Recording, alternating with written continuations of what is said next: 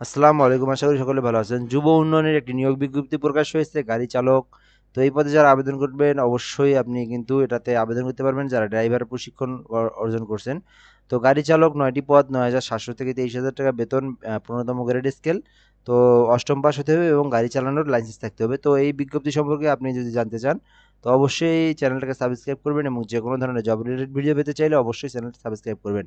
তো এটা হচ্ছে আমরা দেখতেই পাচ্ছি এটা ৩০ তারিখে এটা প্রকাশ করা হয়েছে এবং বাংলাদেশী নাগরিক, বাংলাদেশের সকল জেলার নাগরিক কিন্তু আবেদন করতে পারবে। তো এটা ১৮ থেকে ৩২ বছর এবং আপনি এগুলো আপনার নীতিমালাগুলোর নিয়মটা জেনে নিয়েন। তো আপনার কিন্তু আবেদন শুরু হয়ে গেছে ৩ তারিখ থেকে আপনারা কিন্তু আবেদন করতে পারবেন। এটা আপনার সামনের মাসের ৯ তারিখ পর্যন্ত সময় আছে। তো আপনার বায়োডাটাগুলো তথ্যগুলো এখান থেকে দিবেন, দিয়ে কিন্তু আপনি সুন্দরভাবে আবেদনটা করতে পারেন। কীভাবে আবেদন করবেন? আপনি যদি ঘরে বসে থেকে আবেদন করতে চান dydteledo.com বিডি এই ওয়েবসাইটে গিয়ে কিন্তু আবেদন করতে পারবেন এবং আপনি ৩০০x৩০০ পিক্সেল ৩০০x৮০ পিক্সেলের ছবিটা কেটে নিয়ে আবেদন করতে পারবেন।